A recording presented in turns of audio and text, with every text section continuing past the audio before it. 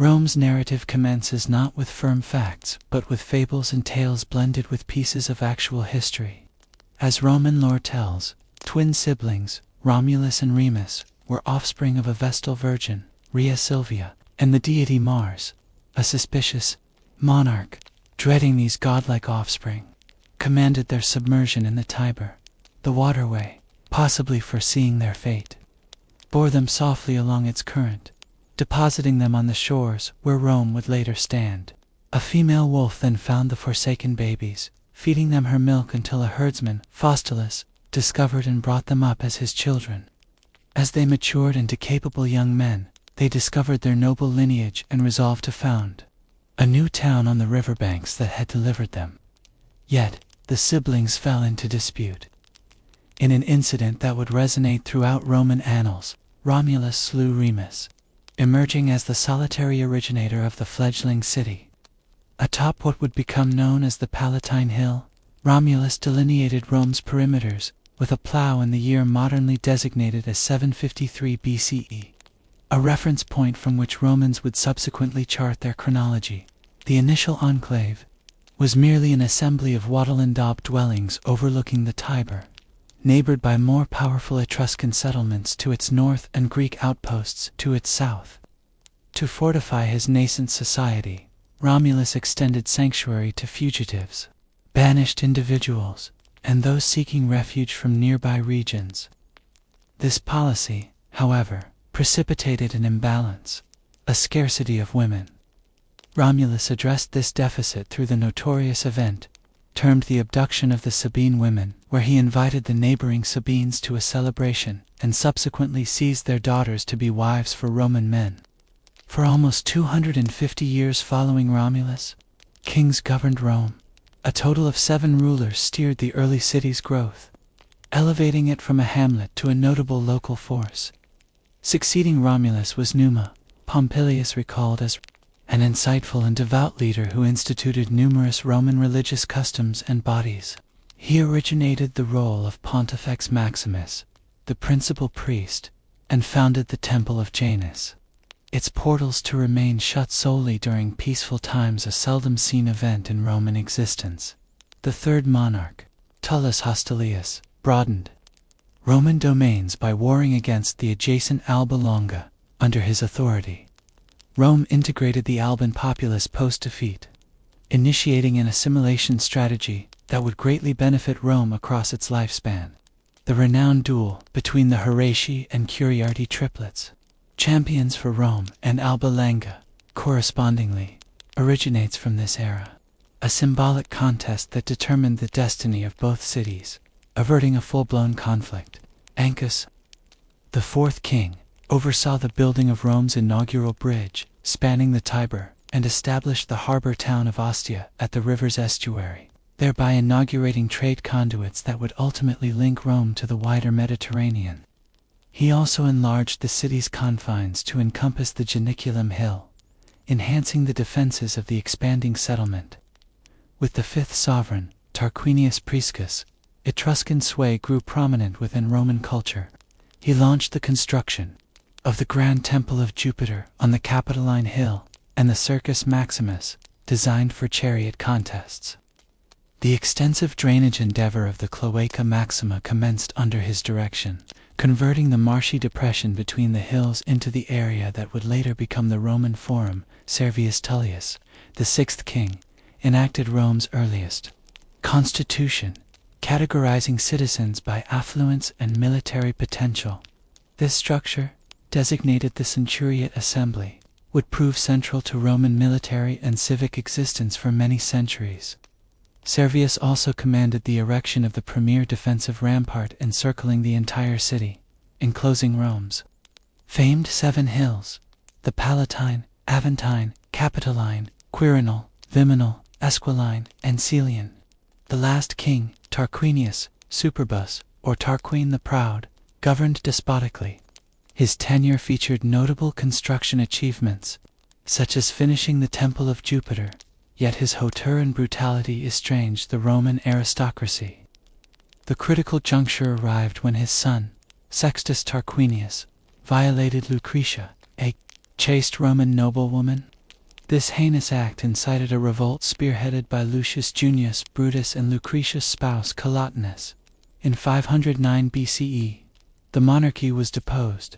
Tarquin and his kin escaped into banishment, and the Roman Republic was established. This novel governmental framework, conceived to forestall power accumulation by any single entity, would not only mold Rome's destiny, but also sway political philosophy for ages. Reviewing this formative epoch, one observes how Rome's initial encounters molded its essence. From its inception, Rome demonstrated extraordinary flexibility, assimilating Etruscan and Greek influences while forging its own singular identity. The early Romans instituted customs of armed forces discipline, pragmatic engineering, and juridical structuring that would underpin their subsequent empire. The city, originating as a minor cluster of hamlets, expanded to incorporate multiple settlements across the 7 hills, interconnected by tracts that would evolve into Rome's celebrated avenues. By the monarchy's conclusion, the populace had burgeoned to approximately 35,000 individuals, positioning it among central Italy's largest cities, though still unassuming compared to its future stature. Roman society in this nascent phase was structured around the family unit, with the paterfamilias, the male head, exercising nearly total dominion over his dependents. Religious practices were scrupulously observed, with Romans holding that correct. Ceremonies sustained the pax deorum peace with the deities vital for the city's flourishing. As you descend further into slumber, picture these early Roman stillers and fighters, clerics and artisans for what would become the eternal city. From modest origins on the Tiber's banks, Rome would eventually extend its sway over 3 continents, establishing an empire unparalleled by any the world had previously witnessed. But that growth was yet to materialize. For the present, as the monarchs receded from history, Rome stood on the cusp of its republican age, poised to commence the journey to greatness that would render its name everlasting. As Rome's final monarch fled into banishment, its people stood at the threshold of a fresh epoch. The monarchy, which had steered the city's nascent development, was supplanted by an audacious governmental experiment destined to mold Rome's fate for the ensuing 5 centuries. The newly founded republic was engineered to avert the power concentration that had culminated in tyranny under Tarquinius Superbus. 2 magistrates, termed consuls, elected annually, took the king's place, each possessing the authority to nullify the other's actions. This arrangement guaranteed no solitary individual could monopolize Roman governance. Supporting these consuls was the Senate, an assembly of elders from noble lineages, whose council wielded considerable influence, despite its lack of formal legislative capacity. The fledgling republic confronted immediate perils to its survival.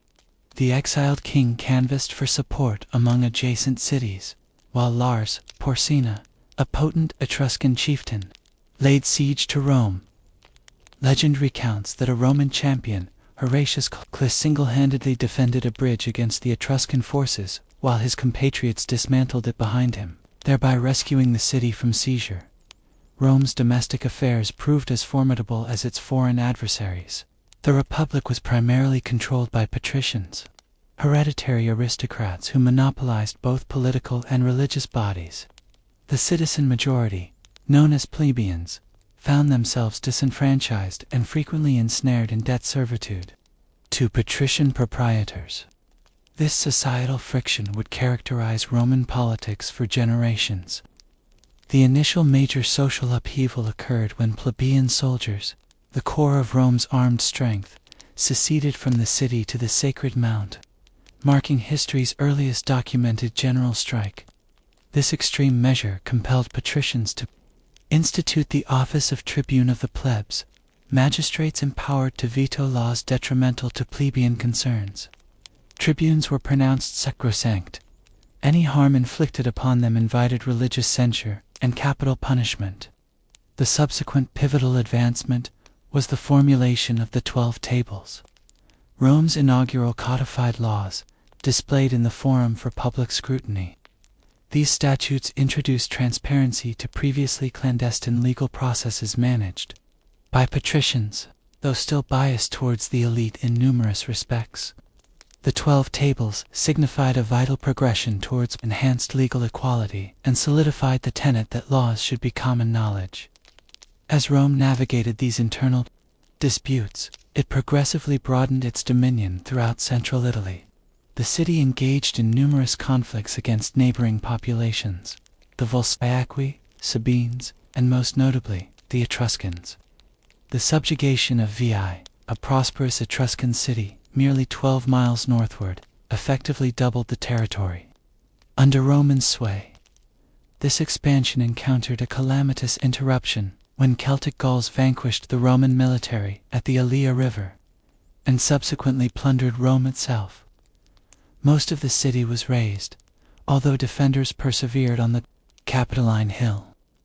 Legend holds that sacred geese within Juno's temple alerted Romans to a nocturnal assault, thereby saving the citadel.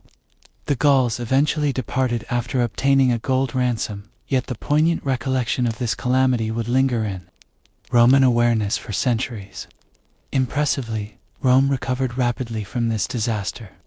The city was reconstructed, and more robust fortifications were erected.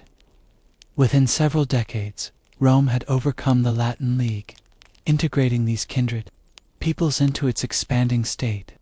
Certain Latin communities obtained full Roman citizenship, others received partial entitlements, thereby establishing models of tiered citizenship that would become a defining feature of Roman governance. The Republic's intermediate years witnessed substantial political transformations. The Licinian Sextian laws mandated that one consul be a plebeian, thereby granting non-patricians access to the paramount office. In subsequent decades, plebeians secured entry to all principal magistracies and religious roles, while affluence, rather than lineage, increasingly dictated political prospects. This process of social amalgamation enabled Rome to evade the ruinous class struggles that afflicted numerous Greek city-states. Rome's expanding influence inevitably led to clashes with other regional entities. Through 3 arduous wars against the mountainous peoples of central Italy, known as the Samnites, Rome extended its dominion from one coast to the other across the Italian peninsula. As Rome solidified its footing in central and southern Italy, it came into contact with the refined Greek cities of Magna Graecia. The most formidable among these, Tarentum, felt imperiled by Roman growth and solicited aid from Pyrrhus, king of Epirus in Greece. Pyrrhus landed in Italy with a potent army, including war elephants, previously unfamiliar to Romans.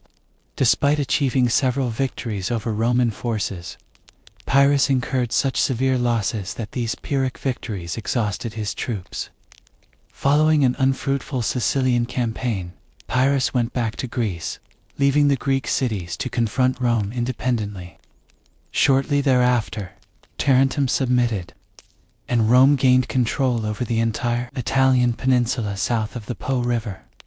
Rome's administration of this nascent Italian confederacy demonstrated considerable astuteness. While rigorously controlling foreign policy and military matters, Rome permitted allies to preserve local self-governance. The provision of varying degrees of citizenship and legal entitlements fostered incentives for allegiance. Roman colonies, established across the peninsula, served dual functions, rewarding veterans with land and establishing strategic military outposts. This Italian alliance framework would furnish Rome with manpower reserves far exceeding any Mediterranean competitor, a crucial superiority in forthcoming conflicts. A united Italy signified a geopolitical transformation in the ancient world, a substantial territorial state with centralized authority, yet adaptable enough to integrate local variations. Rome's focus soon shifted beyond Italy towards Sicily, where Carthage, a formidable maritime empire based in North Africa, governed the island's western segment. When a contingent of Italian mercenaries, the Mamertines, sought Roman safeguarding against the Syracusans and Carthaginians in Sicily, Rome confronted a critical decision. Involvement would precipitate war with Carthage, a naval titan with centuries of seafaring expertise that Rome lacked. The Senate's resolution to accept the Mamertines' plea initiated the First Punic War. This confrontation compelled Rome to cultivate naval prowess from its foundations. Following initial setbacks, Romans captured a Carthaginian vessel, employing it as a blueprint to construct their own armada. They outfitted these ships with a corvus, a boarding apparatus that enabled Roman soldiers to leverage their superior infantry tactics in maritime engagements. Despite devastating losses from tempests and combat, Roman tenacity ultimately triumphed. Carthage relinquished Sicily to Rome and paid a significant indemnity.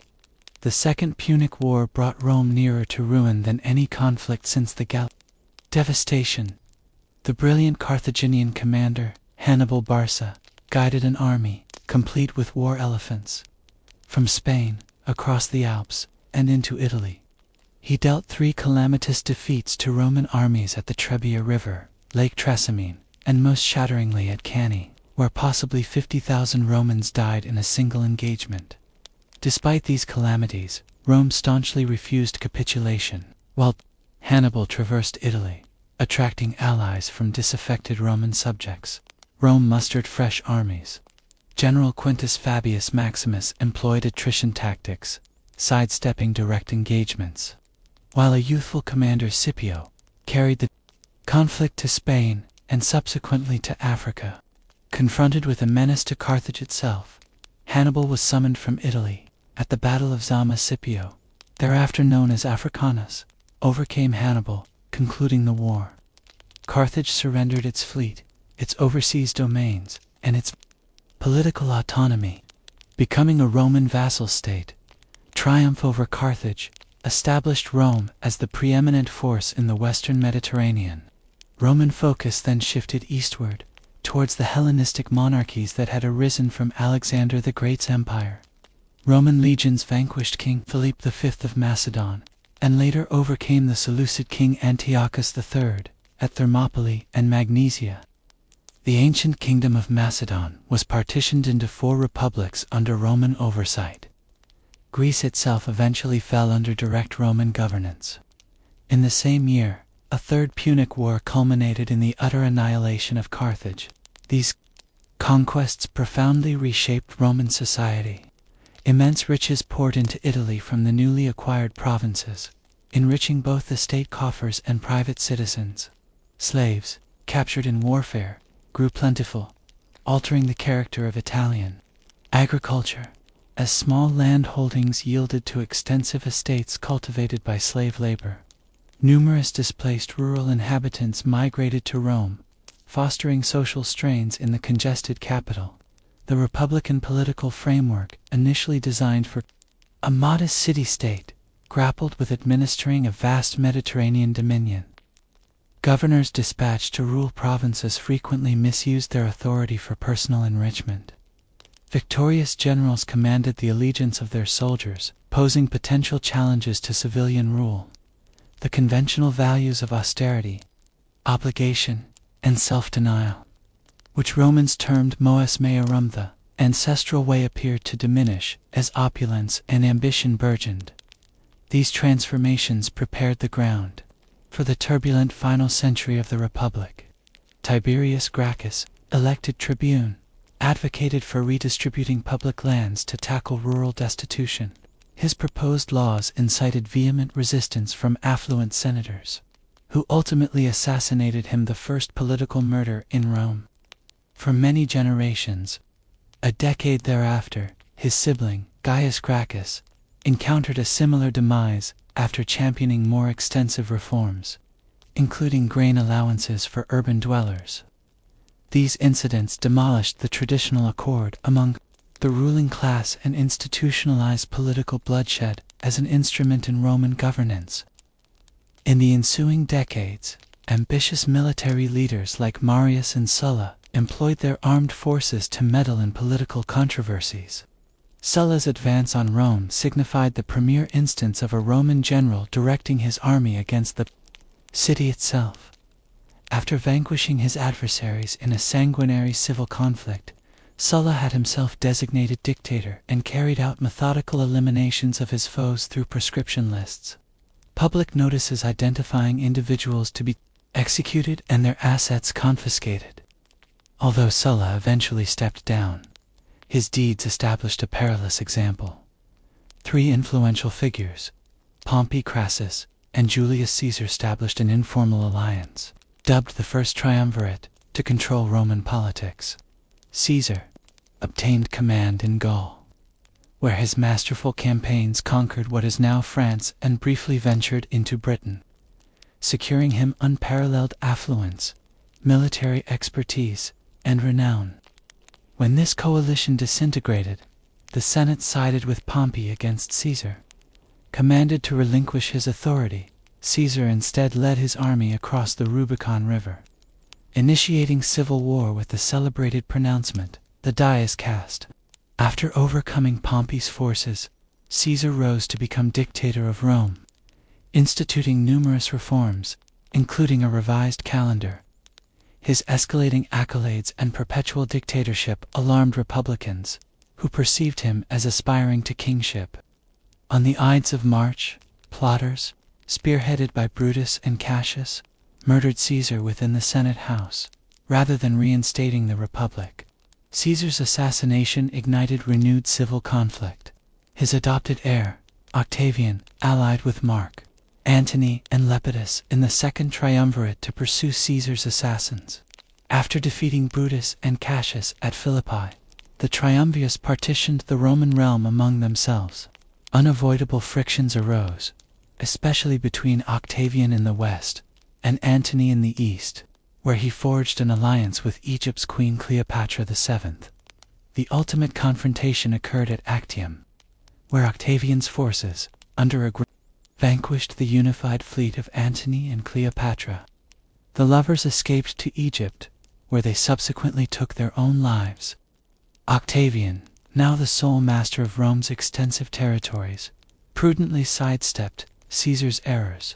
While amassing unprecedented personal authority, he preserved republican appearances, styling himself princeps, or first citizen, instead of king or dictator.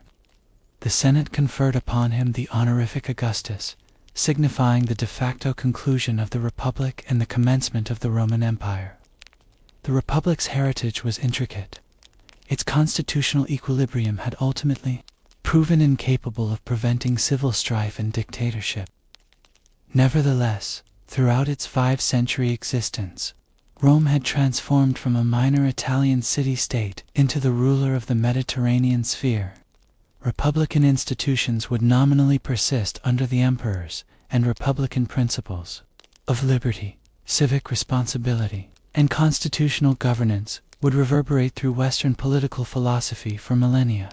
As Octavian appeared before the Senate in January of the year we now recognize as 27 BCE, Rome found itself at a pivotal juncture. The Republic, which had governed for 5 centuries, lay shattered after decades of internal warfare. Yet, instead of asserting outright monarchy, Octavian executed a delicate political maneuver. He declared the restitution of authority to the Senate and people of Rome, ostensibly surrendering the extraordinary power he had gathered. The Senate, populated by his allies, reacted by bestowing upon him the name Augustus, a title imbued with religious connotations, suggesting reverence or sanctity. They also granted him a meticulously crafted array of powers: command over key provinces housing legions, tribunician authority providing veto power, and numerous other prerogatives. This instance signified the inception of what historians term the Principate, a framework wherein Augustus governed as first citizen, not as king, upholding the semblance of republican administration while exercising unparalleled personal dominance. Augustus would reign for 41 years, instituting paradigms that would shape Roman imperial governance for ages. He downsized the army from 60 legions to 28. Establishing veterans in settlements throughout Italy and the provinces. He overhauled the taxation system, created a postal network, formed firefighting units, and established a permanent police force. In Rome, his construction endeavors transformed the capital so profoundly that he famously declared he found Rome a city of brick and bequeathed it one of marble. In external policy, Augustus fortified and broadened Roman frontiers. Germanic tribes were repelled beyond the Rhine, while the empire's eastern border was stabilized through diplomatic accords with the Parthian Empire. Spain was at last fully subdued after centuries of opposition, and the Danube became Rome's northern European frontier. Perhaps most critically, Augustus devised a stable succession mechanism, a feat that had eluded the Republic in its closing decades. Lacking a son, he progressively elevated his stepson, Tiberius, to a position of prominence, guaranteeing a seamless transition of authority upon his demise.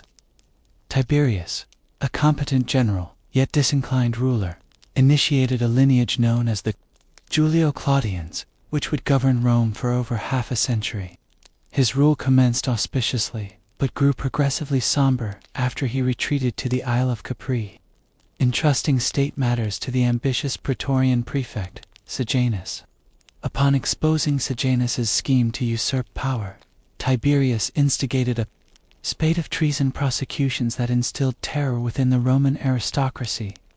Tiberius was succeeded by his grandnephew, Caligula, whose initial promise deteriorated into seeming insanity. Accounts of his profligacy, brutality, and outlandish conduct, including intentions to appoint his horse as a consul, may be overstated. But his assassination, after merely 4 years of rule, attests to his unpopularity among Rome's elite. The Praetorian Guard, the emperor's personal troops, then raised Claudius to the throne.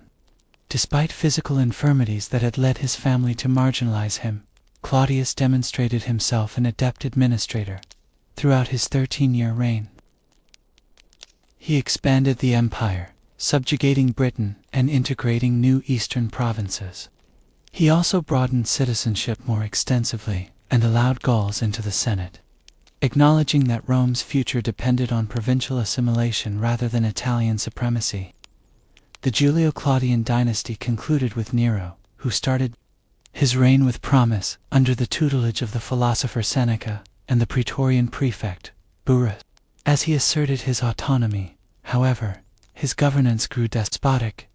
He orchestrated his mother Agrippina's murder, kicked his pregnant wife to death, and persecuted Christians following Rome's Great Fire.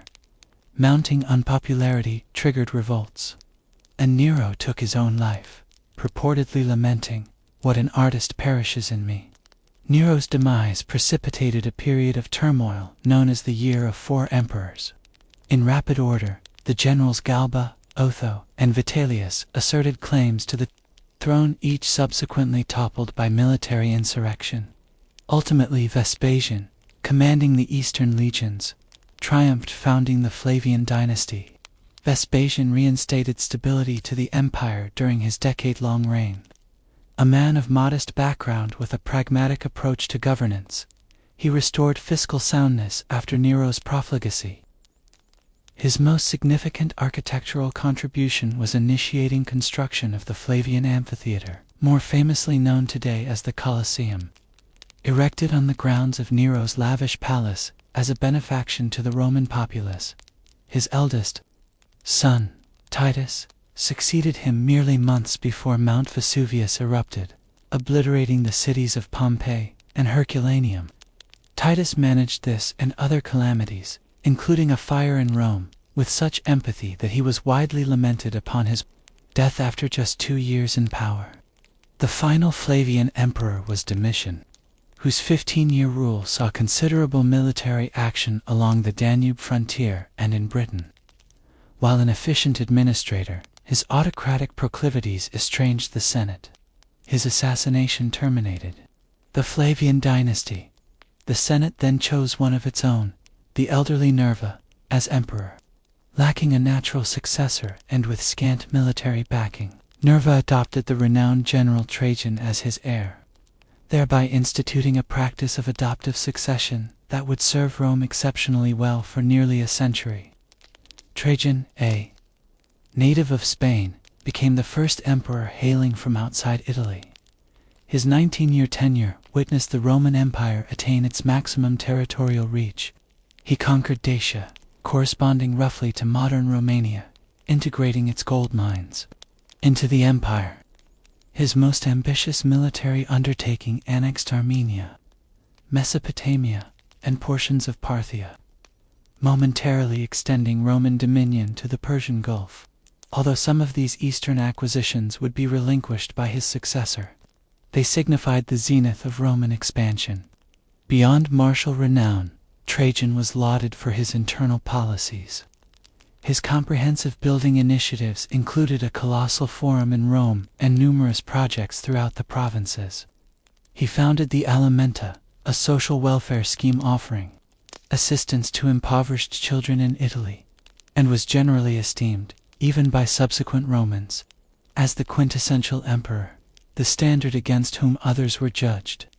On his deathbed, Trajan may have adopted his kinsman Hadrian, though some surmised the adoption was contrived by Hadrian's allies. Regardless, Hadrian ascended to the emperorship and promptly altered imperial strategy. Acknowledging that the empire had reached its practical confines, he withdrew from Trajan's eastern conquests, prioritizing consolidation over further expansion. Hadrian dedicated over half of his 21-year reign to traversing the provinces, frequently journeying on foot alongside his troops while examining frontier fortifications. In Britain, he commissioned the erection of a vast wall across the island's narrow northern expanse, fashioning a bulwark against tribal incursions that remains partially extant today. Analogous frontier defenses were reinforced throughout the empire, establishing definitive boundaries instead of perpetual expansion. An admirer of Greek culture, who sported a beard in the Hellenic style, unlike his clean-shaven predecessors, Hadrian devoted considerable time to Athens, completing the enormous temple of Olympian Zeus, begun centuries prior. His architectural contributions in Rome included the Pantheon, with its groundbreaking concrete dome, still standing today as a monument to Roman engineering prowess. Hadrian's designated successor, Antoninus Pius, governed for 23 exceptionally tranquil years. His reign experienced no significant wars or internal disruptions, permitting the empire to flourish. Upholding the tradition of adoption, Antoninus chose Marcus Aurelius as his heir, stipulating that Marcus, in turn, adopt Lucius Verus as co-emperor. Marcus Aurelius, a dedicated Stoic philosopher whose meditations are still widely perused today, discovered his reign dominated by military confrontations despite his philosophical disposition. Germanic tribes, potentially displaced westward by population shifts deeper within Europe and Asia, commenced exerting pressure against Roman frontiers along the Danube in greater force than previously, while Marcus and Lucius initially governed conjointly. Lucius's demise left Marcus in sole command during progressively arduous times. Beyond external menaces, the empire confronted a devastating pandemic known as the Antonine Plague, possibly smallpox, reintroduced by troops from campaigns in the east. This ailment claimed perhaps 5 million lives across Roman territories, enfeebling both military and economic vitality at a crucial moment. Despite these adversities, Marcus Aurelius safeguarded the frontiers, and even intended to establish new provinces beyond the Danube before his death. Unlike his predecessors, who selected the most suitable successor via adoption, Marcus permitted his biological son, Commodus, to succeed him, a decision that would precipitate dire outcomes for Rome. Contemplating this 2-century period from Augustus to Marcus Aurelius, this epoch signifies the Roman Empire at its apogee. The populace reached approximately 70 million individuals, residing in relative safety under the Pax Romana, or Roman peace. An extensive road network, spanning over 250,000 miles, facilitated commerce, communication, and military deployment throughout the Mediterranean basin and further afield. Cities thrived, boasting public conveniences unknown in preceding eras, aqueducts supplying fresh water, public baths, theaters, and forums, Roman law, increasingly refined and compassionate, was enforced across 3 continents. Literature and art also flourished during this era. Virgil's epic, the Aeneid, Ovid's Metamorphoses, the histories of Tacitus, Suetonius's biographies, and Pliny the Younger's letters all originate from this period. While scientific innovations lagged behind literary accomplishments, practical expertise in disciplines such as architecture, engineering, agriculture, and medicine rendered daily existence for Romans more comfortable than for any sizable population. Before them, perhaps most notably, this period witnessed the emergence and initial dissemination of Christianity. Jesus of Nazareth lived and died during Tiberius's reign, and the new faith gradually spread throughout the empire, despite intermittent persecution. By Marcus Aurelius's time, Christian communities were established in most major urban centers, laying the groundwork for developments that would later transform the empire. The early empire also saw the growing significance of the provinces. Italy relinquished its privileged status as emperors from Spain and elsewhere assumed the imperial purple. Citizenship was progressively extended more broadly, culminating generations later in its conferral upon all free residents of the empire. Trade networks interconnected distant regions, with commodities flowing from as far as India and China into Roman marketplaces. This extraordinary period of stability and affluence depended on several foundations. The Augustan settlement, which balanced imperial authority with reverence for tradition. The adoptive system, which yielded a succession of proficient rulers. Frontiers sufficiently secure to thwart major incursions, and an economy that, despite its limitations by contemporary standards, produced adequate surplus to sustain urban civilization and a standing army of nearly 400,000 men. As Marcus Aurelius drew his last breath on the Danubian frontier, none could have predicted that this golden era was drawing to a close. Commodus's accession would signal the onset of tribulations that would challenge the imperial system's resilience in ways its architects never foresaw. Yet, the early empire's accomplishments would reverberate through the ages, fashioning an ideal of peace, prosperity, and effective governance that would inspire civilizations long after Rome itself had declined. The Roman Empire's golden age began to wane as Commodus ascended to the purple following Marcus Aurelius's death.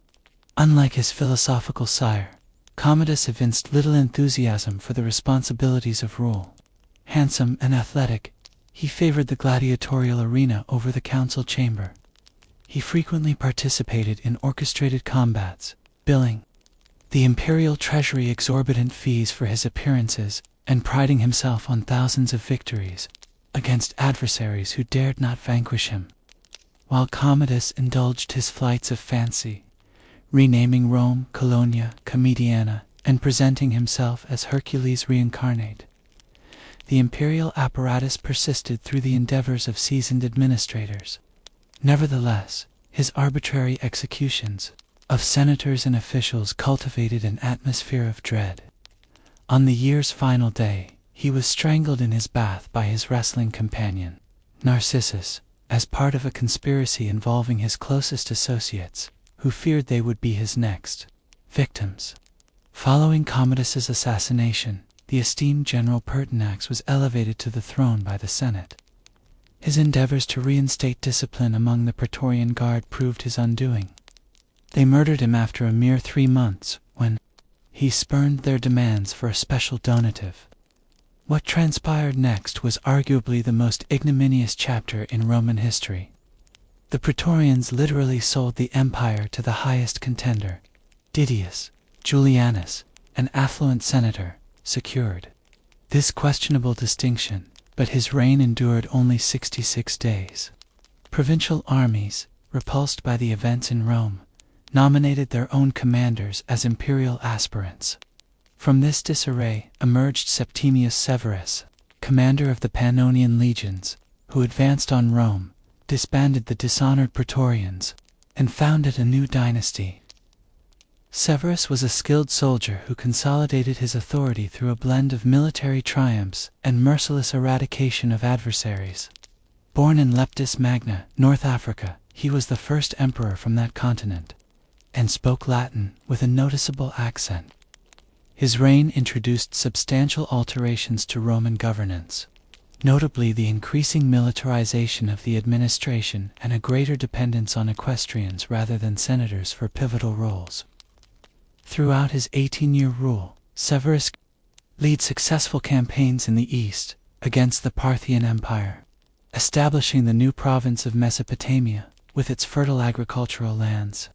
He also journeyed to Britain to reinforce Hadrian's Wall and campaign against the Caledonians in Scotland. It was there, in the northern outpost of Ebracum, modern York, that he passed away, purportedly counseling his sons to enrich the soldiers and scorn everyone else. Those sons, Caracalla and Geta, were meant to govern jointly, but their mutual animosity rendered cooperation unfeasible. Within a year, Caracalla had his brother slain in their mother's presence and decreed a damnation memoria expunging Geta from official documents and monuments. Caracalla subsequently initiated a reign of terror against his brother's adherents, despite his brutality. Caracalla enacted one of the most momentous decrees in Roman history, the Constitutio Antoniana, which conferred Roman citizenship upon all free men within the empire. While partly driven by a desire to augment tax revenues, this edict formalized Rome's evolution from a city-state to a universal empire, where citizenship was determined by law rather than ethnic background. Was assassinated during a campaign in the east, stabbed to death by a soldier while relieving himself beside a road. The Severan dynasty persisted through a line of rulers interconnected by the family's formidable women, especially Julia Maesa Septimius, Severus's sister-in-law, who orchestrated the ascensions of her grandsons, Elagabalus, and later Alexander. Severus, Elagabalus, shocked Rome with his fervent devotion to the Eastern sun god whose name he adopted, attempting to elevate this cult above traditional Roman deities. His purported effeminacy, including reports of marrying a male charioteer, further estranged traditional Romans. After 4 years, the Praetorians murdered him and cast his corpse into the Tiber. Alexander Severus, merely 13, upon ascending the throne, governed under the regency of his mother, Julia Mamaea. His 13-year reign sought to re-establish amicable relations with the Senate and traditional customs, but military challenges were escalating. A new Persian dynasty, the Sassanids, had supplanted the Parthians and presented a more significant eastern threat. Concurrently, Germanic tribes intensified pressure on the Rhine and Danube frontiers. When Alexander opted to negotiate with Germanic tribes rather than engage them in battle, his troops mutinied and declared Maximinus Thrax, a colossal former shepherd from Thrace, as emperor. Maximinus embodied a novel type of emperor, a soldier of humble origins, possessing little education or sophistication, who advanced solely through military prowess. Though an effective general, his severe taxation policies to finance military campaigns rendered him profoundly unpopular among civilians. The Senate, desperate to reclaim its influence, backed a rebellion led by the elderly governor Gordian and his son in Africa. When they were swiftly overcome, the Senate appointed 2 of its own, Puppinus and Balbinus, as co-emperors. Maximinus marched on Italy but was murdered by his own soldiers as they besieged Aquileia.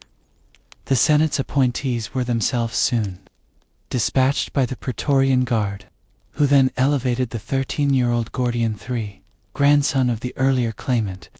This bewildering succession of emperors and usurpers initiated what historians term the crisis of the 3rd century. Over the ensuing few decades, at least 26 individuals claimed the imperial title, most reigning for only a brief period before meeting violent demises. The Roman world appeared to be disintegrating as the imperial office became the reward in a perpetual, destructive military contest. External menaces compounded the internal disarray. Emperor Decius and his son perished fighting Goths at the Battle of Abritastar, first Roman emperor to die in combat against foreign foes. Emperor Valerian met an even more grim fate, captured alive by the Sassanid Persian king Shapur I, allegedly used as a human footstool before being flayed post-mortem, and displayed as a trophy. With central authority collapsing, the empire started to break apart. In the west, a Gallic empire, encompassing Gaul, Britain, and parts of Spain, seceded under a series of local rulers. In the east, the desert trading city of Palmyra, under Queen Zenobia, asserted control over provinces from Egypt to Asia Minor. Economic crisis paralleled political disintegration as coinage was repeatedly devalued to pay armies, sparking severe inflation. It appeared Rome's millennial saga might be nearing its conclusion. Yet, even in this darkest period, resilient institutions and capable figures arose to rescue the empire from collapse. The turning point arrived with the accession of Claudius to Gothicus during his short 2-year reign. He vanquished Gothic invaders in the Balkans so decisively that he earned the epithet Gothicus. Though he succumbed to plague, his efforts were continued by Aurelian, acclaimed by his troops following Claudius's death. Aurelian's 5-year reign earned him the title Restorer of the World. He defeated the Palmyrene Empire, bringing Queen Zenobia to Rome in golden fetters for his triumph. He then reclaimed the breakaway Gallic provinces, reunifying the empire. To shield Rome itself from barbarian incursions, he constructed a massive new wall circuit that partially stands today. He reformed the currency and established an official sun cult intended to foster religious cohesion. Aurelian's assassination, prompted by a secretary's false assertion that the emperor planned to execute several officers, threatened to undo his accomplishments. Several short-lived emperors followed before Carus established a brief dynasty. While successfully campaigning against Persia, Carus purportedly died when lightning struck his tent, though assassination remains a possibility.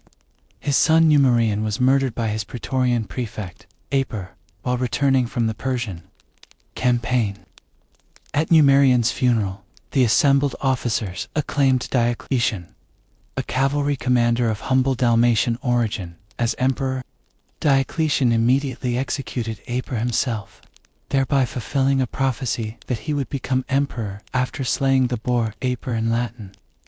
With Diocletian's accession, the crisis period finally concluded. Though the empire had endured, it was profoundly altered. The old Augustan Principate, with its delicate equilibrium of republican forms and imperial authority, was gone. In its stead stood a more overtly autocratic system, where the emperor was increasingly viewed as a distant, sacred figure, rather than first among equals. Military necessities now dictated all facets of governance. The army had nearly doubled in size to confront multiple frontier threats, consuming an ever larger portion of the state's resources. Taxation had grown more burdensome and methodical to support these forces. The distinction between Italy and the provinces had largely disappeared, as the entire empire bore similar obligations. Yet, despite the trauma of the 3rd century crisis, significant cultural developments persisted. This era witnessed the rise of Neoplatonism through philosophers like Plotinus, whose mystical conception of reality would deeply influence subsequent Christian thought. Christianity itself spread extensively during these turbulent decades, offering spiritual comfort and community in uncertain times. The religion that had once been a persecuted minority was becoming a major force in Roman society. Roman law continued to evolve, with jurists like Ulpian and Papinian refining legal concepts that would influence civilizations far beyond Rome's eventual demise. Despite economic hardships, Roman engineering still produced remarkable works, from Aurelian's walls to public edifices throughout the provinces. As the 3rd century drew to a close, the empire Diocletian inherited was injured but not defeated. The forthcoming reforms would completely reshape Rome's government, creating a new imperial system capable of meeting the challenges of a transforming world. The transition from the early empire of Augustus to the late Roman world was complete. a transformation forged in the crucible of crisis and recovery. As Diocletian stood triumphant after seizing the purple, the Roman world lay depleted from half a century of turmoil. Drawing insights from this chaos, the new emperor would remold imperial governance more radically than anyone since Augustus. Born to a modest Dalmatian family on the Adriatic coast, Diocletian had advanced through military service without aristocratic patronage. This outsider's viewpoint perhaps enabled him to perceive more acutely the systemic ailments confronting Rome. The empire had become too immense and intricate for a single ruler to manage efficiently. Military emergencies on one frontier often necessitated the emperor's presence, just as crises erupted on another.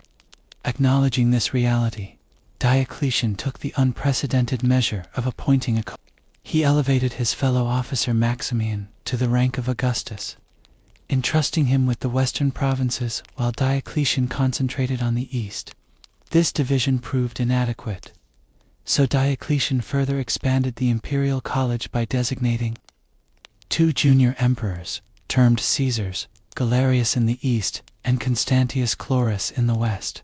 This system, known as the Tetrarchy, or Rule of Four, distributed administrative duties while preserving the semblance of a unified empire. Each tetrarch governed a quarter of Roman territory from his own capital, as Rome itself relinquished its central status. The arrangement incorporated a mechanism for orderly succession. After 20 years, the senior Augusti would retire, permitting the Caesars to be promoted and to choose new junior colleagues. This structure aimed to forestall the succession crises that had afflicted the 3rd century. Beyond restructuring imperial leadership, Diocletian revamped the empire's administrative layout. Provinces were partitioned into smaller units, nearly doubling their count, but rendering them more governable. These provinces were then consolidated into 12 dioceses, themselves organized into 4 prefectures, each corresponding to a tetrarch's domain. This framework established multiple tiers of supervision, designed to curtail corruption and enhance efficiency. The military underwent analogous reorganization. Diocletian separated civil and military authority, which had traditionally been unified in provincial governors. He substantially augmented the army's size to address multiple frontier threats concurrently. To circumscribe the power of potentially rebellious generals, he diminished the size of provincial armies while establishing a central mobile reserve capable of responding to crises. These expanded military and administrative apparatuses demanded greater resources. Diocletian instituted a comprehensive census to identify taxable wealth and individuals. His new tax system mandated payment in kind, rather than increasingly devalued currency, with predetermined quotas of produce and goods collected from each region. To ensure the continuation of essential services, Diocletian enforced hereditary occupations for certain vital professions, compelling sons to adopt their father's trades. While these reforms stabilized the empire, they necessitated significantly increased state dominion over individual lives. The early empire's free market economy yielded to a more regulated framework where state requirements superseded private enterprise. The distinction between honestiores and humiliores grew more pronounced, with disparate legal standards applied to each. Diocletian also sought to tackle economic instability through his edict on maximum prices, which imposed price controls on thousands of goods and services across the empire. Though well-intentioned, this edict proved unenforceable and was eventually rescinded. In religious affairs, Diocletian initially displayed tolerance but later initiated what became known as the Great Persecution against Christians. This ultimate and most stringent attempt to eradicate Christianity involved destroying churches, confiscating scriptures, and executing clergy. Despite its severity, the persecution's intensity varied by region and ultimately failed to arrest Christianity's expansion. Adhering to his succession strategy, Diocletian took the unprecedented step of voluntarily abdicating, compelling his co-Augustus Maximian to follow suit. He spent his final years cultivating cabbages at his palace in Split on the Dalmatian coast, reportedly informing visitors that only a former emperor could truly appreciate the joys of retirement. The meticulously crafted tetrarchic system disintegrated almost immediately after its architect's departure. Succession plans were subverted by dynastic ambitions, as troops proclaimed Constantine, son of Constantius Chlorus, and Maxentus, son of Maximian, as emperors.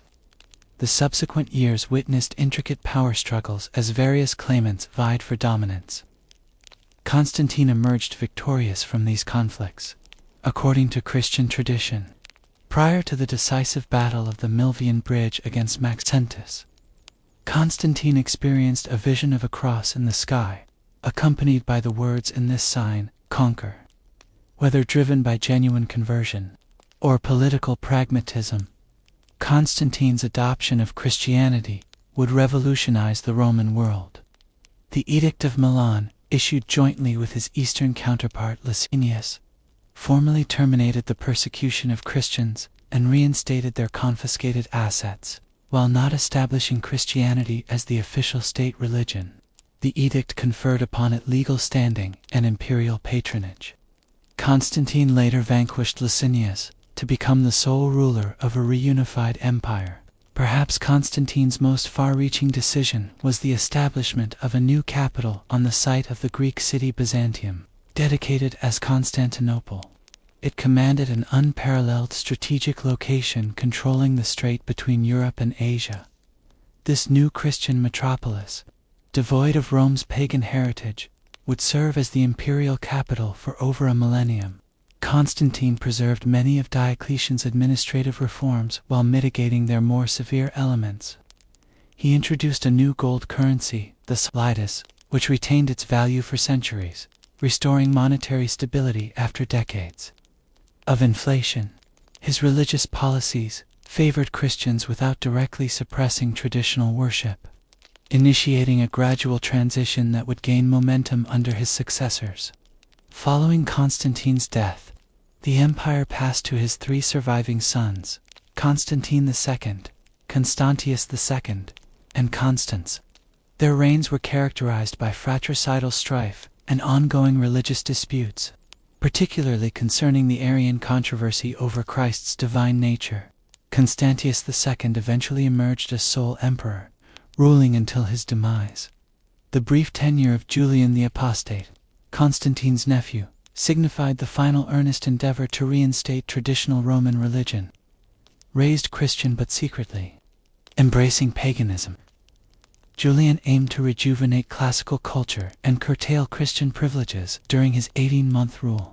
His death while battling the Persians concluded this religious counter-reformation.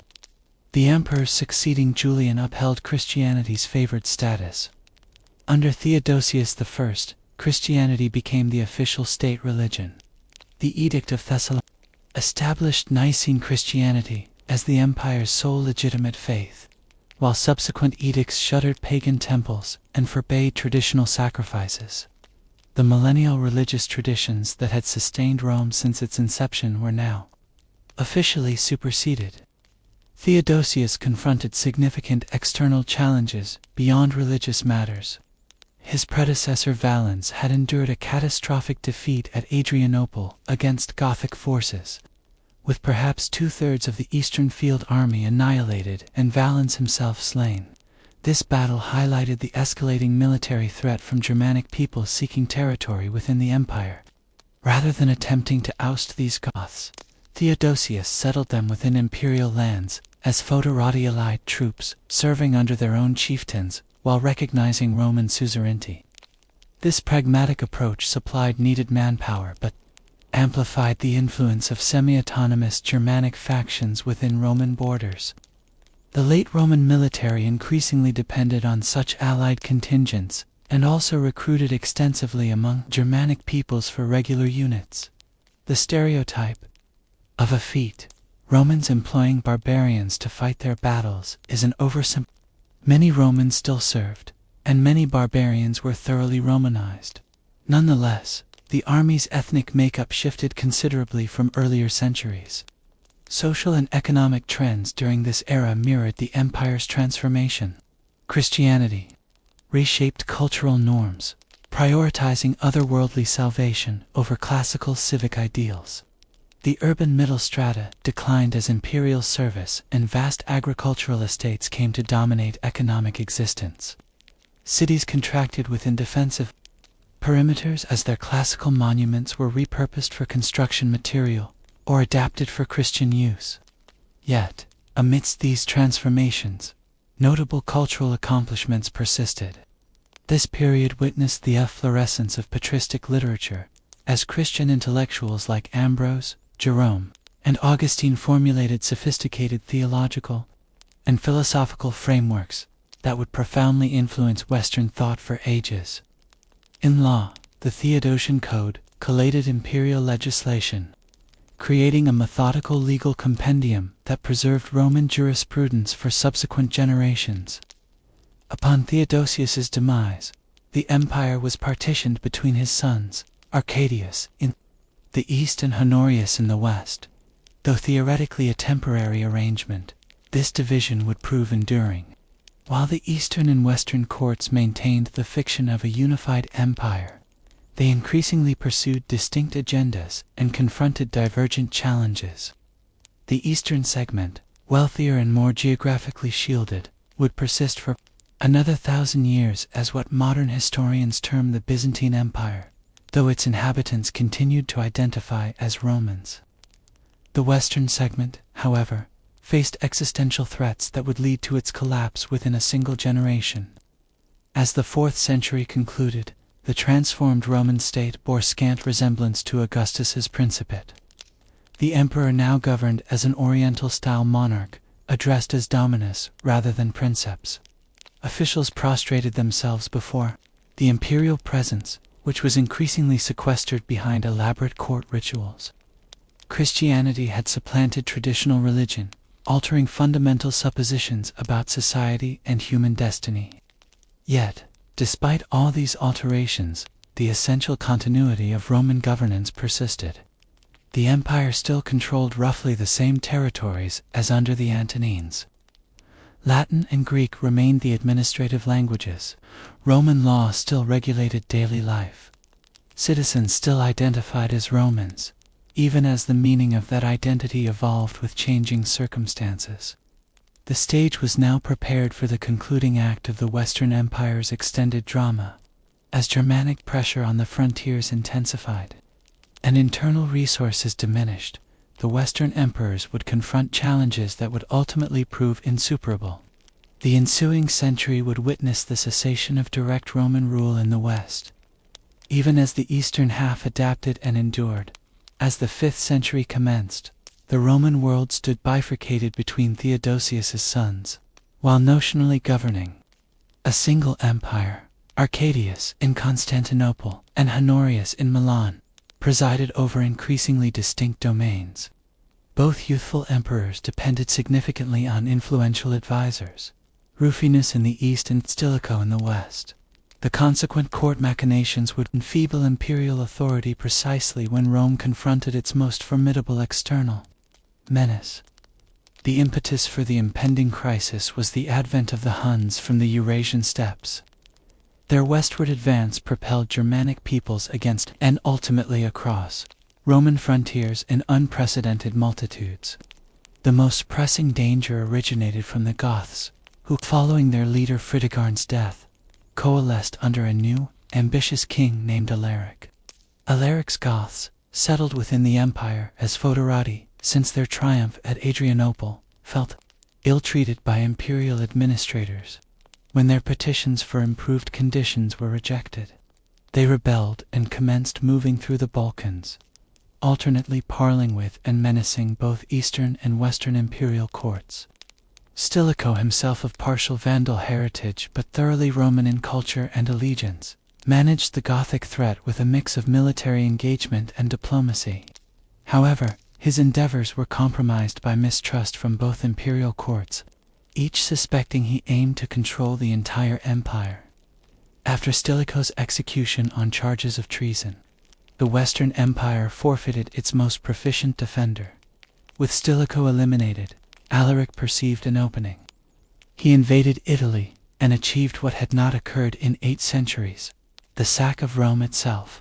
Although the Goths occupied the city for only 3 days and the destruction was relatively limited, the psychological shock to the Roman world was profound.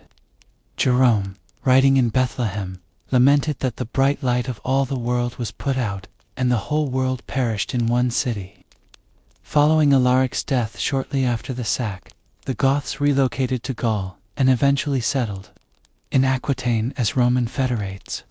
Meanwhile, other Germanic peoples had traversed the frozen Rhine during an exceptionally severe winter, inundating Gaul and subsequently Spain. These included Vandals, Sueves, and Alans, who carved out their own territories within nominally Roman provinces. The Western imperial government, now situated in Ravenna, for enhanced security compared to Rome, struggled to counter these numerous incursions. Increasingly, genuine authority resided with the master of soldiers, the supreme military commander, rather than the emperor himself. For nearly 2 decades, that role was occupied by Flavius Aetius, sometimes dubbed the last of the Romans. While Aetius labored to preserve what remained of Roman authority in Gaul, a new peril arose in North Africa. The Vandals, under their king Gazaric, crossed from Spain to Africa, subjugating the affluent provinces that had long supplied Rome with grain. By capturing Carthage, they established a potent kingdom and constructed a fleet that would dominate the Western Mediterranean. As these settlements of Germanic peoples within the empire progressed, the Western Empire confronted its most terrifying adversary, Attila the Hun. Having already devastated the eastern provinces and vanquished imperial armies, Attila shifted his focus westward, invading Gaul. Aetius hastily assembled a coalition of Roman forces and Germanic federates, including Visigoths, which confronted the Hunnish army at the Battle of the Catalonian Plains. This desperate defense checked Attila's advance in Gaul. The subsequent year, Attila invaded Italy. Rome appeared fated for destruction until an embassy, led by Pope Leo I, somehow convinced the Hun to retreat, while later chronicles would ascribe this to divine intervention. Practical considerations likely included disease within Attila's army, food scarcities in ravaged Italy, and possibly payments from Constantinople. Attila's death shortly after this campaign, and the subsequent disintegration of Hunnish power, afforded Rome a brief respite. That same year, however, court intrigue led to Aetius's murder on Emperor Valentinian III's orders. The emperor himself was assassinated by Aetius's loyalists months later, terminating the Theodosian dynasty in the West. What ensued was a swift succession of ephemeral emperors, many merely figureheads for powerful military commanders. Majorian, who reigned for just a few years, represented the final serious endeavor to reinstate Roman authority in the West. His efforts to reconstruct the military and reclaim North Africa from the Vandals culminated in his defeat and execution. After Majorian Western emperors wielded little control beyond Italy itself, with various Germanic kingdoms establishing de facto independence in former provinces. In Spain, the Suevi governed the northwest, while Visigoths expanded their domain from Aquitaine. In Gaul, Burgundians ruled the southeast, while Franks progressively augmented their influence in the north. Britain, relinquished by imperial forces decades prior, had cultivated its own post-Roman society, increasingly swayed by Saxon settlers. By the later decades of the 5th century, Western emperors had become inconsequential to most of the erstwhile provinces. Actual power in Italy lay with the military commander Ricimer, and following his death, with his successors, Gundobad and ultimately Orestes. Orestes installed his young son Romulus as emperor, though the boy exercised no genuine authority. Germanic troops in Italy, primarily from the Syrian and Herulian tribes, demanded permanent land allocations akin to those granted to federates in other provinces. When Orestes demurred, they rallied behind Odoacer, a German officer in Roman service, Odoacer toppled Orestes and deposed Romulus, concluding the pretense of imperial governance in the West. In a pragmatic resolution, Odoacer dispatched the imperial insignia to Emperor Zeno in Constantinople, signifying that a distinct Western emperor was superfluous. He solicited and obtained the title of patrician, governing Italy nominally as Zeno's viceroy, but, in effect, as an independent monarch. Romulus, still a teenager, was allowed to retire to a rural estate with a substantial pension, unexpectedly. Lenient fate for a deposed ruler. This juncture is conventionally identified as the fall of Rome, or, more precisely, the termination of the Western Roman Empire. Yet, for individuals experiencing these events, there was no sudden, dramatic downfall. Many facets of Roman existence persisted under new stewardship. Germanic kings promulgated laws based on Roman precedents, sustained some form of taxation, and frequently engaged Roman administrators. Several elements contributed to the Western Empire's inability to endure the pressures that its Eastern counterpart successfully managed. The West confronted more vulnerable land frontiers and more recurrent invasions. Its economy had been less urbanized and more agrarian than the East's. Even in more prosperous times, the affluent provinces of North Africa and parts of Gaul, which had buttressed Western finances, were lost to Vandals and Visigoths, precipitating a downward spiral of diminishing resources. Western emperors also grappled with a legitimacy deficit compared to their Eastern colleagues. The incessant civil wars and rapid succession of rulers eroded confidence in imperial authority. Following Rome's sack, the psychological underpinning of empire, the conviction in Rome's eternal destiny, was grievously impaired in the West. Yet, even as direct imperial rule waned, Romanitas Roman culture and identity, Latin remained the language of administration and literacy. The Catholic Church conserved Roman organizational frameworks and legal tenets. Aqueducts still conveyed water, and people still congregated in forums, even as new Germanic chieftains governed from former imperial residences. The demise of the Western Empire did not signify the end of the Roman world. In the East, the empire continued to prosper from its splendid capital at Constantinople. Emperor Zeno and his successors regarded themselves as the rightful sovereigns of the entire Roman domain, including the lost western provinces they aspired to one day reclaim. In Italy itself, Odoacer's dominion would prove transient. Emperor Zeno authorized Theodoric, king of the Ostrogoths, to invade Italy and unseat Odoacer. After vanquishing and ultimately murdering his adversary, Theodoric founded a kingdom that epitomized one of the most successful amalgams of Roman and Germanic components in the post-imperial West, as the western provinces commenced their gradual metamorphosis into what would eventually become medieval Europe. The concept of Rome retained its potent sway over the imagination. Germanic monarchs sought acknowledgement from Constantinople and desired Roman titles. The Church increasingly occupied the administrative void left by imperial withdrawal. And far to the east, the Roman Empire, now Greek-speaking and Christian, yet still identifying as Roman, continued to champion the heritage of Augustus and Constantine. The end of the Western Roman Empire thus indicates not a cataclysmic collapse, but a pivotal transition point in a far more protracted process of transformation. The political edifice erected by Augustus 5 centuries earlier had finally faltered in the West, but Roman civilization, akin to a great river parting around an impediment, would continue its course through new conduits in the medieval world, to emerge. While the Western Roman Empire receded into history, its Eastern counterpart persisted in flourishing. The inhabitants of this surviving domain never identified as Byzantine, a designation coined by modern historians. They proudly called themselves Romans Romaeoe, in their increasingly Greek vernacular, the legitimate successors of Caesar and Constantine. For nearly a millennium following the deposition of Romulus Augustulus, this Eastern Roman Empire would safeguard and reshape Rome's heritage. As the 5th century concluded, Emperor Zeno confronted substantial difficulties. Religious disputes concerning Christ's nature divided Eastern Christians, while Isaurian compatriots from Zeno's mountainous homeland dominated the court, fostering animosity among Constantinople's populace.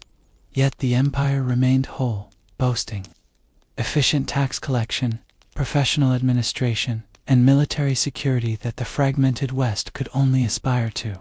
Zeno's successor, Anastasius, delivered 27 years of competent rule. His prudent financial management replenished the treasury, while his construction of the long walls fortified Constantinople's landward defenses. Though religious frictions persisted, during his reign, Anastasius upheld the empire's standing against Sasanian Persia, its customary eastern rival.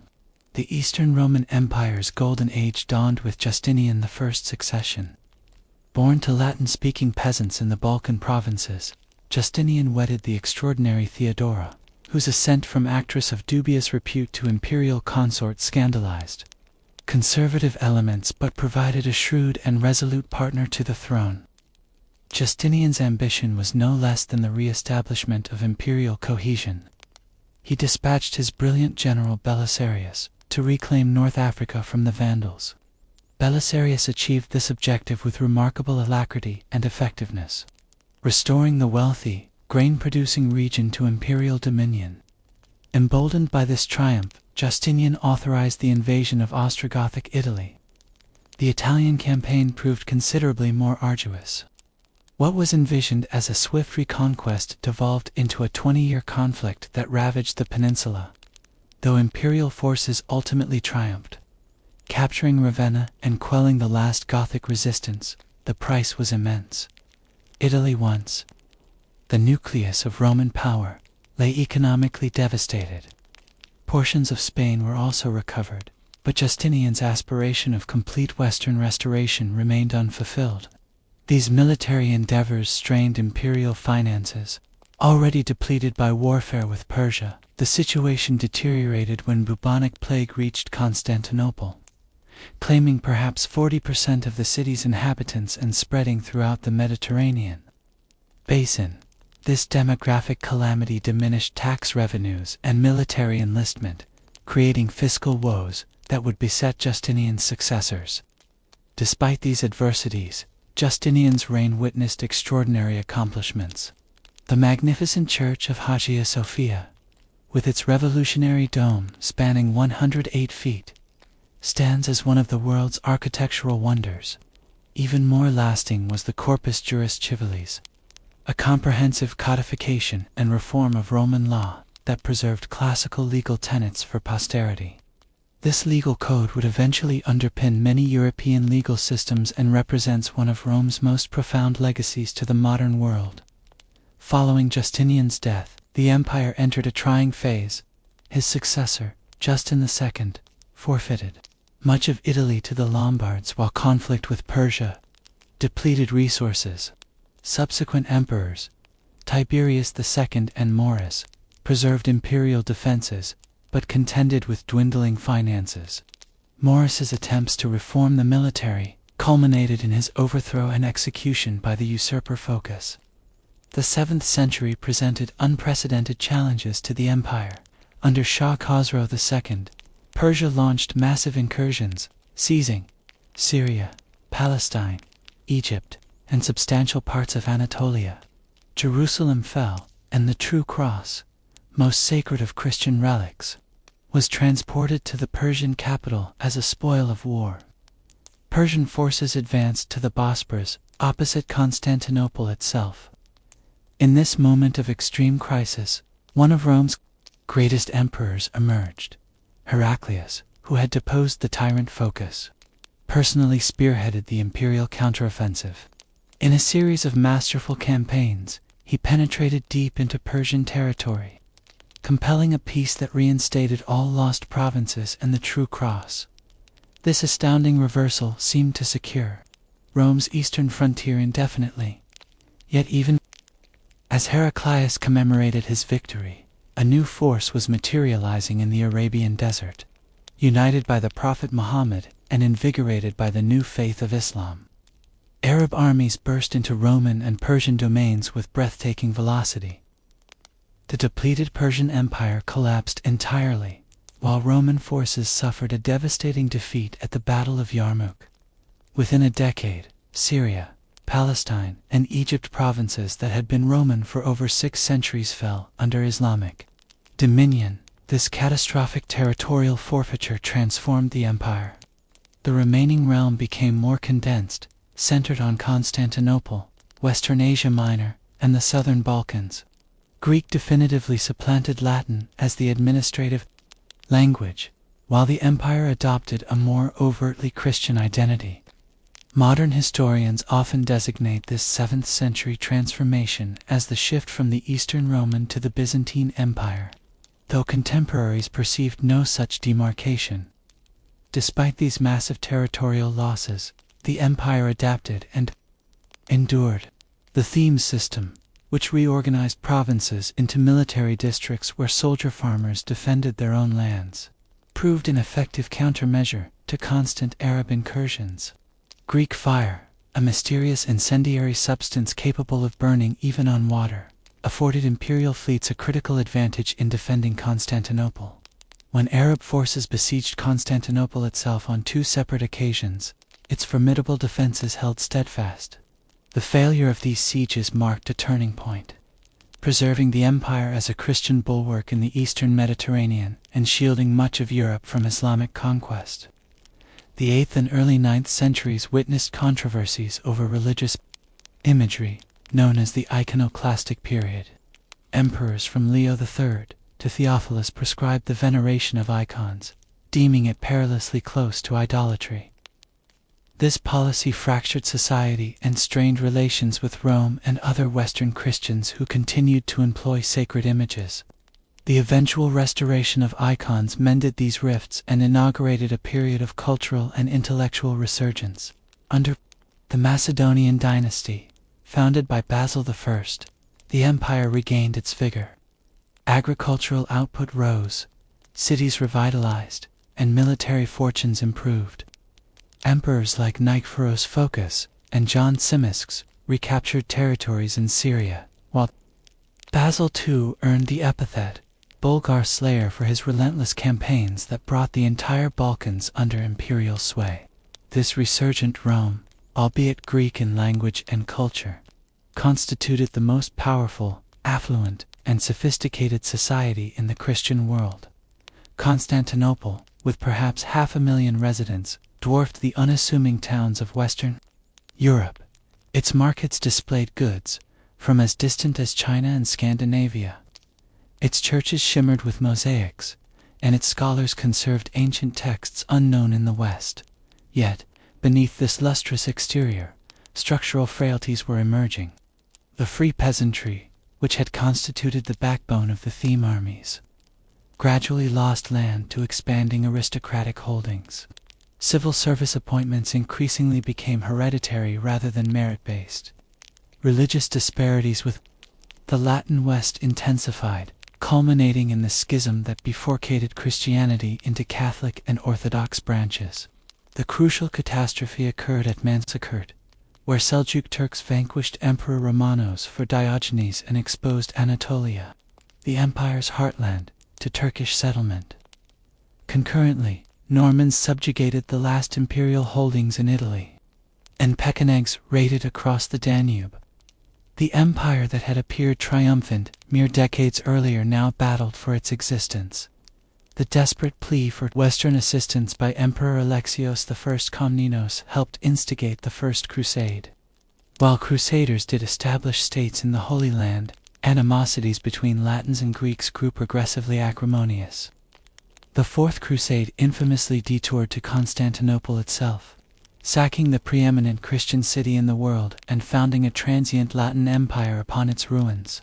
Though imperial forces, under Michael VIII Palaeologos, recaptured Constantinople, the reinstated empire was merely a semblance of its former grandeur. Italian merchant republics dominated its economy, while Serbian and Bulgarian states encroached upon Balkan territories. Most critically, Turkish emirates controlled most of Anatolia, with the assertive Ottoman state emerging as the paramount threat. The Ottoman Turks crossed into Europe, progressively isolating Constantinople. Despite desperate diplomatic endeavors to secure Western aid, support proved negligible.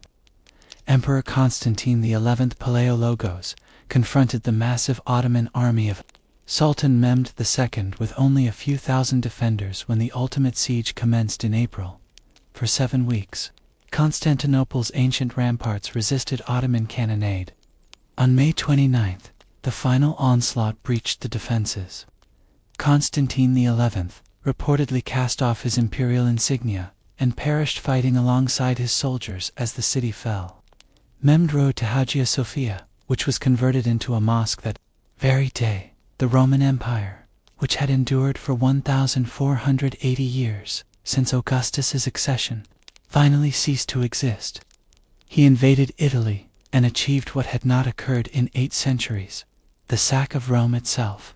Although the Goths occupied the city for only 3 days and the destruction was relatively limited, the psychological shock to the Roman world was profound.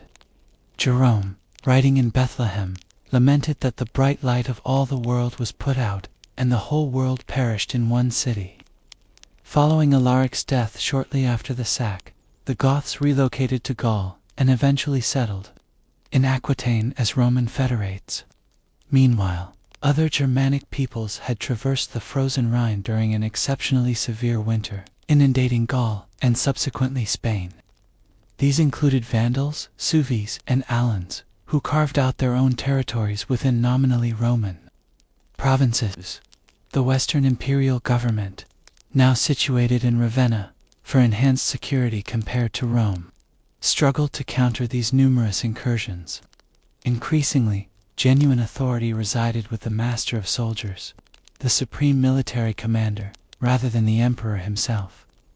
For nearly 2 decades, that role was occupied by Flavius Aetius, sometimes dubbed the last of the Romans.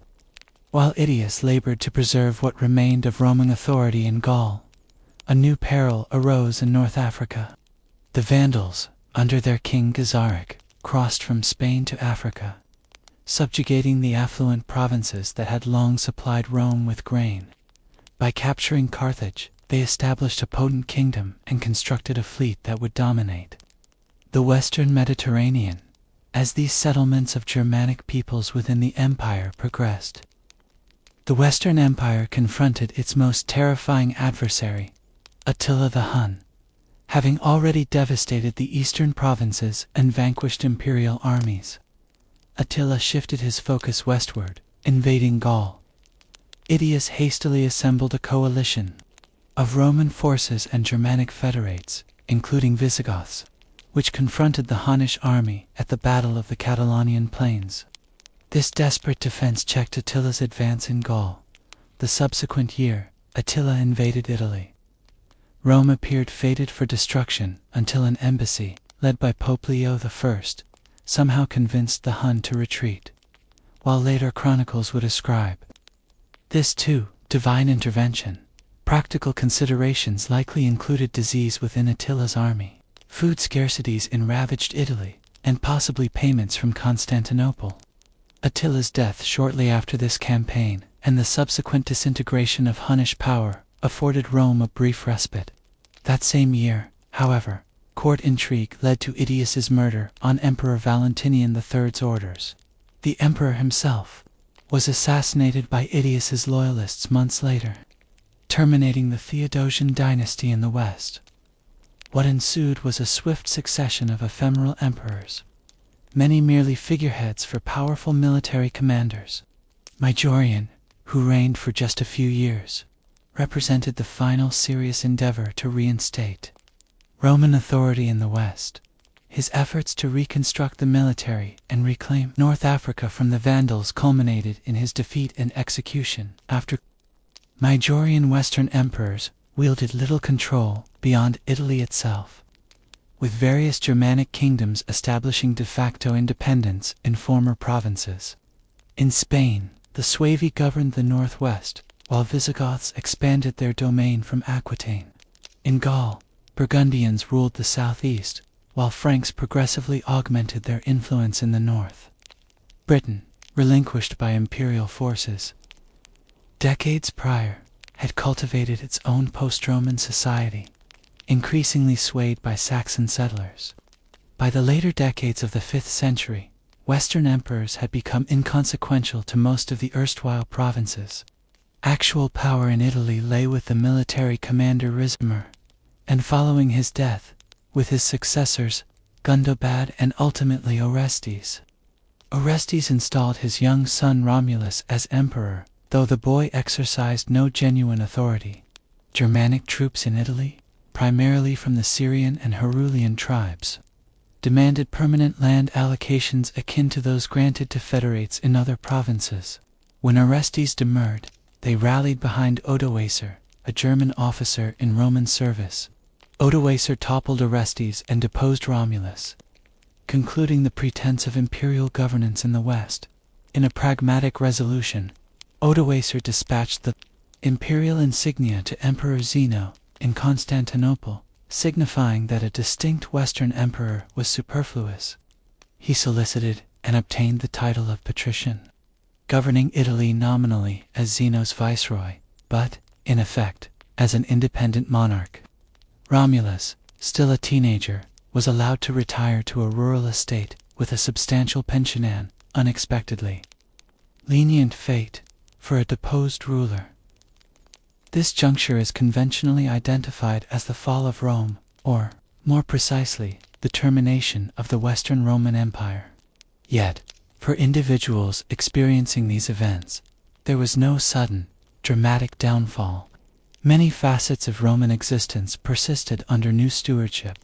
Germanic kings promulgated laws based on Roman precedents, sustained some form of taxation, and frequently engaged Roman administrators.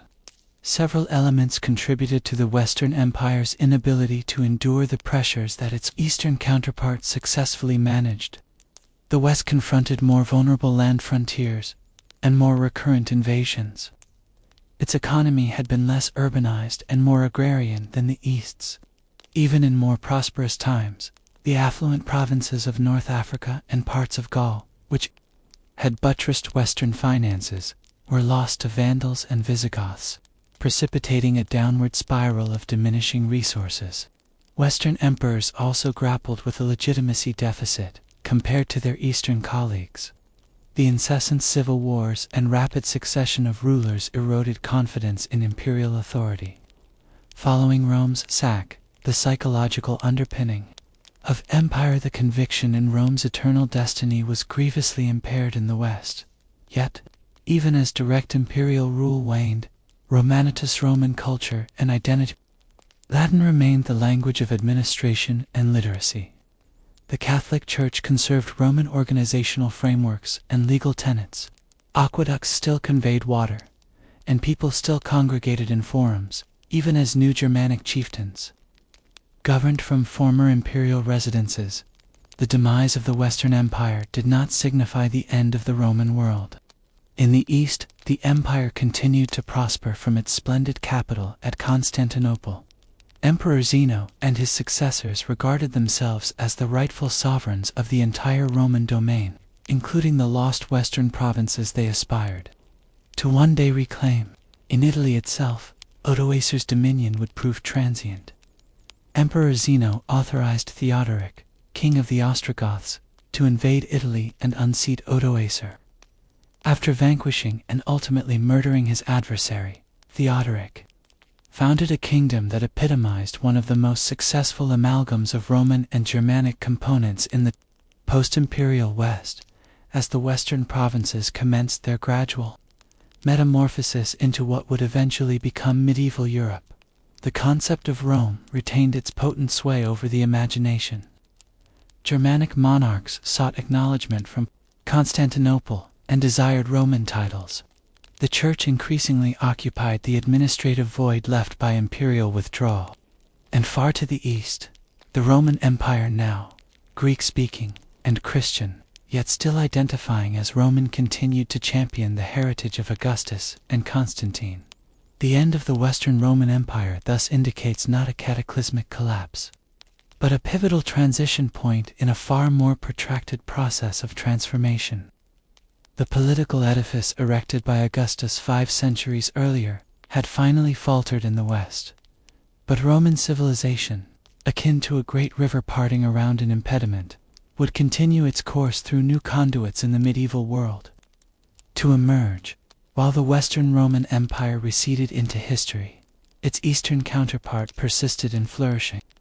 The inhabitants of this surviving domain never identified as Byzantine, a designation coined by modern historians. They proudly called themselves Romans Romaeoe, in their increasingly Greek vernacular, the legitimate successors of Caesar and Constantine. For nearly a millennium following the deposition of Romulus Augustulus, this Eastern Roman Empire would safeguard and reshape Rome's heritage. As the 5th century concluded, Emperor Zeno confronted substantial difficulties. Religious disputes concerning Christ's nature divided Eastern Christians, while Isaurian compatriots from Zeno's mountainous homeland dominated the court, fostering animosity among Constantinople's populace. Yet the empire remained whole, boasting efficient tax collection, professional administration, and military security that the fragmented West could only aspire to. Zeno's successor, Anastasius, delivered 27 years of competent rule. His prudent financial management replenished the treasury, while his construction of the Long Walls fortified Constantinople's landward defenses. Though religious frictions persisted during his reign, Anastasius upheld the empire's standing against Sasanian Persia, its customary eastern rival. The Eastern Roman Empire's golden age dawned with Justinian I's succession. Born to Latin-speaking peasants in the Balkan provinces, Justinian wedded the extraordinary Theodora, whose ascent from actress of dubious repute to imperial consort scandalized conservative elements but provided a shrewd and resolute partner to the throne.